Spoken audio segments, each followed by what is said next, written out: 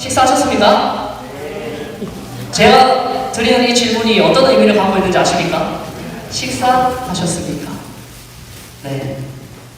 잘 지내셨습니까? 라는 우리가 흔히 하는 안부 인사 중에 하나입니다.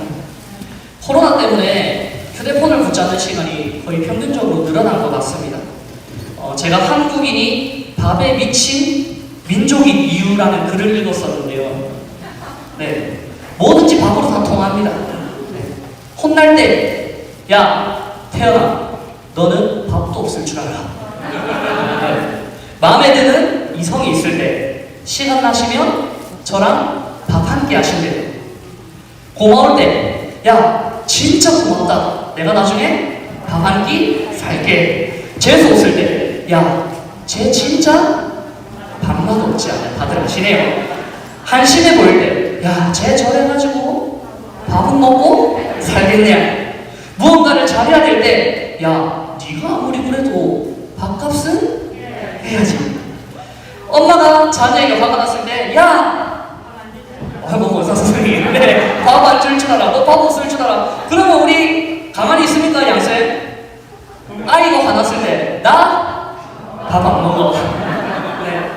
심지어 잘못을 해서 범죄를 저질렀을 때도 콩밥을 먹인다라고 하는 민족이 우리 민족이라고 이야기를 합니다.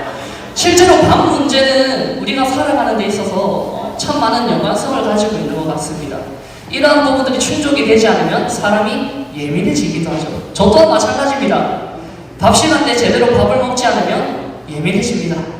설교 준비를 하기 전에 공복이면 예민해집니다. 네, 항상 수고 끄덕끄덕 하시는 것 같으신데요. 네, 이렇게 밥은 우리랑 깊은 연관이 있는 것 같습니다. 우리 오늘 본문에서 살펴본 예수님의 이야기에서도 밥, 식사에 관련된 이야기가 나오고 있습니다.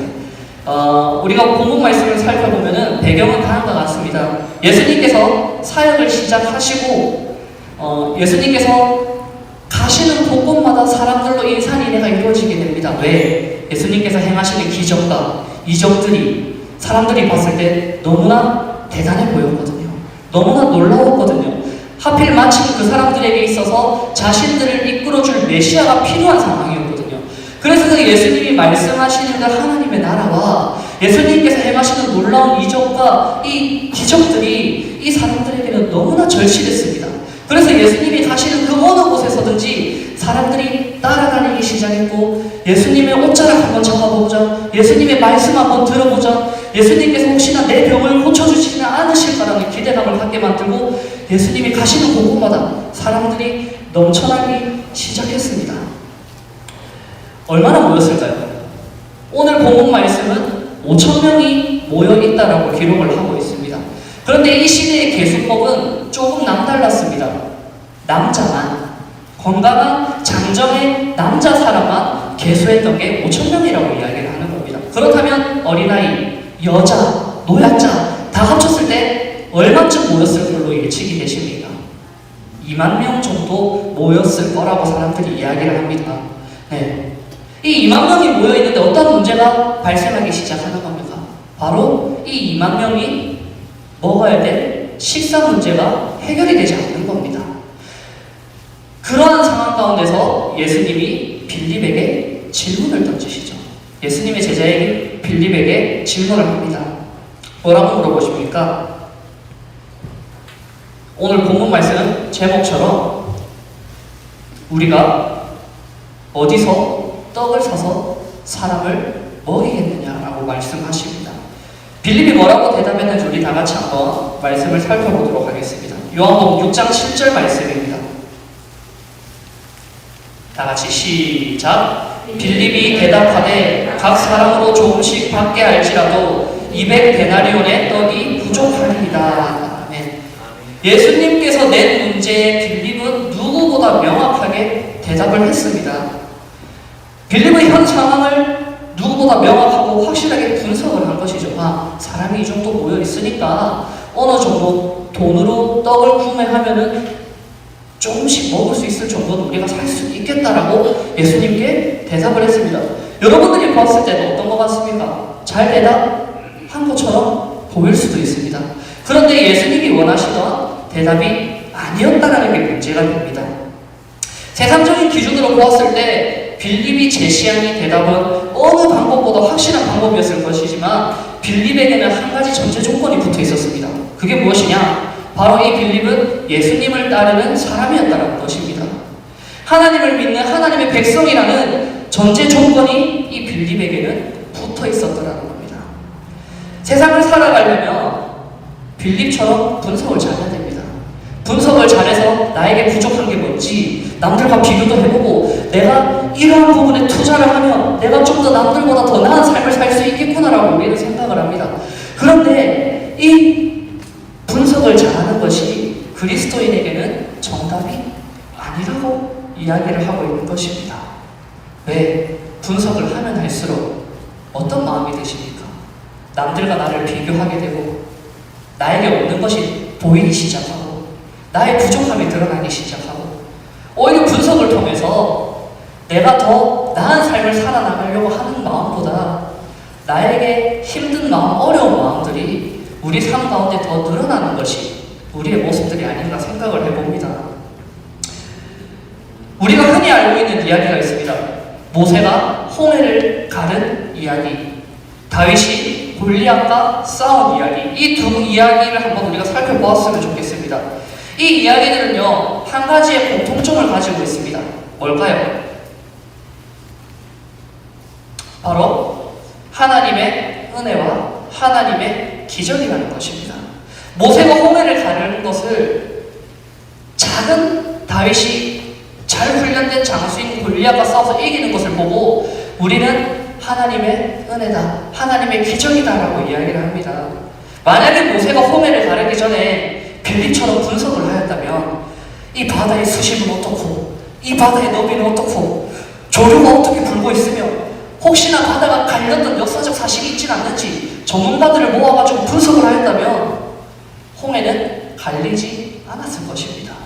만약에 다윗이 골리앗과 싸우기 전에 빌립처럼 분석을 하였다면 다윗의 키는 얼마고 다윗의 팔 길이는 얼마니까 내가 어떤 무기를 써서 어떤 기술자를 어떤 전문가를 불러서 기술적인 조언을 받아서 내가 이 골리앗과 싸우게 되었다면 이렇게 분석을 하였다면 이 다윗이 골리앗을 이길 수 있었겠습니까? 이기지 못했을 것입니다. 그럼 어떻게 모세가 홍해를 가르고 다윗이 골리앗을 이길 수 있었겠습니까? 바로 하나님의 은혜와 하나님의 기적, 하나님의 일하심이 있었기 때문입니다. 우리 삶 가운데도 바로 이러한 기적과 이러한 하나님의 은혜가 필요한 것이 아닙니까? 우리가 명확하게 알아야 될 한 가지가 있습니다.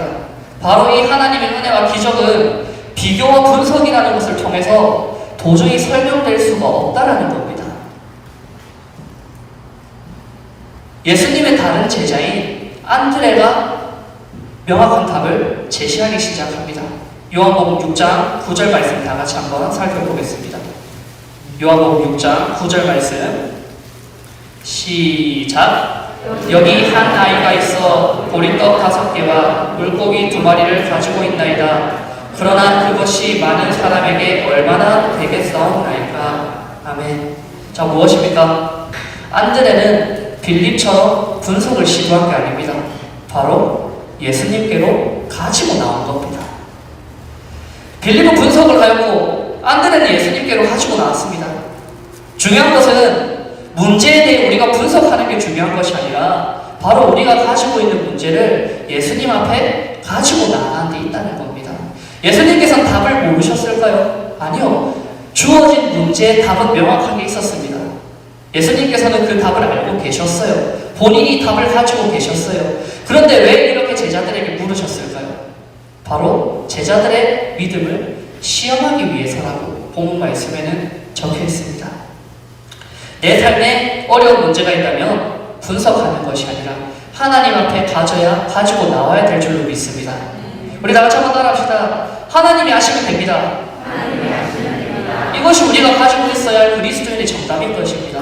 내가 분석하는 것, 내가 어렵다고 비교하는 것, 내가 자책하고 넘어지는 것이 아니라 나에게 어려움이 있을 때, 나에게 헤쳐나가야 될 문제가 있을 때 하나님 앞에 가지고 나가는 것입니다. 그렇게 될 때 하나님께서 듣고 응답하실 줄 믿습니다. 왜? 왜가 참 중요한 것 같습니다. 왜 하나님께서 우리가 그 문제를 가지고 나가면 들어주시는 걸까요? 왜 해결해 주시는 걸까요? 바로 하나님께서 우리 삶의 주인 되시기 때문입니다.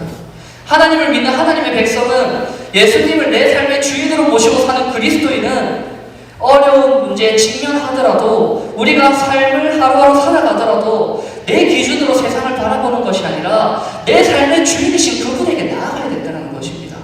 그래서 내가 어려운 가운데 있을 때라도, 내가 그냥 일상생활 가운데 살아갈 때라도 내 스스로 내가 갖고 있는 세계관으로, 내 시선으로 세상을 바라보며 살아가는 것이 아니라 언제나 하나님 앞에 나아갈 수 있어야 되는 우리 믿는 그리스도인이 되어야 될 줄로 믿습니다.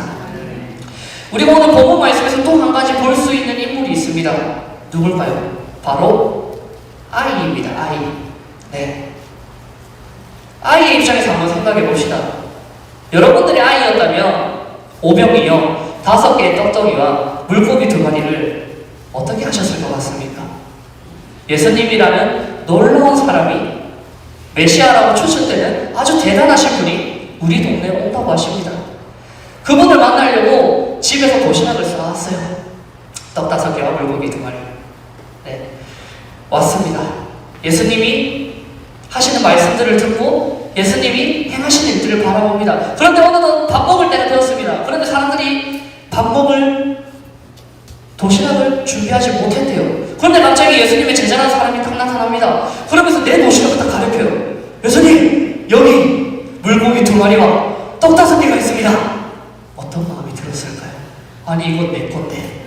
하나님, 아니 예수님, 이건 제 거예요. 제가 먹으려고 싸운 건데 이걸 왜 사람들에게 나눠줘요? 라고 생각하진 않았을까요? 저 같으면 그렇게 생각했을 것 같습니다. 왜? 아까도 말씀드렸다시피 저는 식사 문제에 있어서 굉장히 예민하거든요. 제 거는 제가 먹어야 됩니다. 그런데도 불구하고 이 아이를 한번 살펴봅시다. 이 아이의 태도와 이 아이의 행동을 살펴보면 우리가 어떠한 마음으로 하나님 앞에 나아가야 되는지 이야기를 하고 있습니다. 첫 번째, 이 아이는 예수님께 나의 것을 드리는데 아끼지 않고 드렸다는 겁니다. 두 번째, 예수님이 하시는 대로 순종하며 지켜보았다는 것입니다. 뭐냐? 이 아이는 예수님께서 행하시는 대로 인정하고 지켜보았습니다. 내 삶의 주인인 예수 그리스도라는 믿음의 확신이 누구보다 이 아이에게 있었다는 겁니다. 이러한 믿음이 우리 가운데도 있기를 소망합니다. 내 삶이 예수님께 쓰임받을 수 있도록 그분을 주인으로 모시고 살아가야 된다는 것을 우리는 알고 있습니다. 그런데 정작 선택의 순간에 있어서 그러지 못한 우리의 모습들을 잘 보지 않습니까? 내 삶이 하나님의 것임을 인정하고 나의 것을 드리는 것을 아끼지 않고 하나님 앞에 나아갈 때 하나님께서는 우리의 삶을 들어 쓰십니다. 아멘? 아멘. 말씀을 맺습니다. 우리는 다양한 어려운 문제 가운데 속에 살아가고 있습니다. 학업과 진로의 문제, 가정의 문제, 관계의 문제, 재정의 문제, 남들에게 말 못할 마음속에 해결되지 못한 문제들, 가장 우리 가까운데 있는 코로나에 대한 어려움, 여러 문제들이 우리의 삶을 어렵게 만들고 있을지도 모릅니다. 문제가 없는 삶, 어려움이 없는 삶은 없을 거라 생각이 듭니다. 지금 현재 괜찮다 하더라도 살아가다 보면 어려운 상황은 우리를 닥치게 됩니다. 그런 상황이 우리를 찾아올 때 우리는 그리스도인으로 어떻게 이 방법들을 해결해 나갈 것입니까? 세상적인 방법들로 분석하고 비교하며 해결해 나가려고 하는 것이 아니라 바로 하나님의 방법으로 하나님께서 말씀하신 대로 하나님 앞에 가지고 나와야 될 줄로 믿습니다. 어려운 가운데서도 믿음의 확신을 가지고 내 삶을 통해 일하시는 예수 그리스도를 인정하고 예수 그리스도를 주인으로 모시고 살아갈 수 있는 우리 대형교회 예배 공동체가 될 수 있기를 주님의 이름으로 소망합니다. 이 시간 우리 다 같이 이 마음을 가지고 기도하며 나아갔으면 좋겠습니다. 우리가 드디어 다음 주면은 다 함께 모여 예배를 드리게 됩니다. 코로나가 우리의 믿음을 꺾을 수 없는 걸 보았고 코로나가 우리의 예배를 막을 수 없음을 우리는 보았습니다. 세상적인 방법과 분석으로 두려움에 초점을 맞추고 살아가는 것이 아니라 오직 내 삶을 통해 일하시는 그분, 예수 그리스도 앞에 우리의 예배를 놓고 함께 기도하며 나갔으면 좋겠습니다. 그래서 우리 친구들은 이 시간 딱 한 가지만 놓고 기도하십시오. 하나님의 문제를 가지고 나아갈 수 있도록 이 시간 내 마음을 붙잡아 주시옵소서라고 우리 친구들 기도하시고요. 우리 선생님들은 이 시간 맡겨진 영혼들을 위해 눈물로 기도할 수 있도록 도와주세요. 무엇보다 우리 아이들이 코로나로 인해서 믿음이 꺾이지 않도록 도와주세요. 우리 아이들이 예배 자리에 나와서 하나님께 영광 높여드리는 것에 부족함이 없도록 하나님 환경과 상황과 여건을 주장하여 주세요. 우리의 예배를 기억하여 주시고 함께하여 주셔서 우리 대형교회 중고등부 예배가